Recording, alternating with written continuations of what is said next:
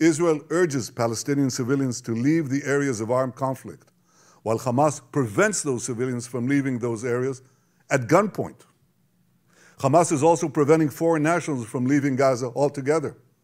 And most despicably, Hamas is holding over 200 Israeli hostages, including 33 children, holding them, terrorizing them, keeping them as hostages.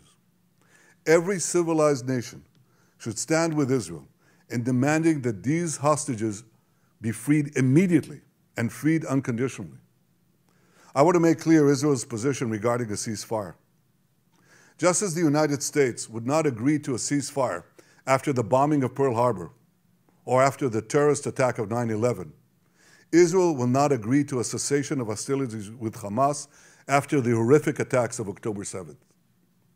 Calls for a ceasefire are calls for Israel to surrender to Hamas, to surrender to terrorism, to surrender to barbarism. That will not happen. Ladies and gentlemen, the Bible says that there is a time for peace and a time for war. This is a time for a war for our common future. Today we draw a line between the forces of civilization and the forces of barbarism. It is a time for everyone to decide where they stand. Israel will stand against the forces of barbarism until victory. I hope and pray that civilized nations everywhere will back this fight, because Israel's fight is your fight. Because if Hamas and Iran's axis of evil win, you will be their next target.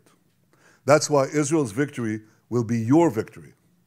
But make no mistake, regardless of who stands with Israel, Israel will fight until this battle is won, and Israel will prevail. May God bless Israel, and may God bless all those who stand with Israel.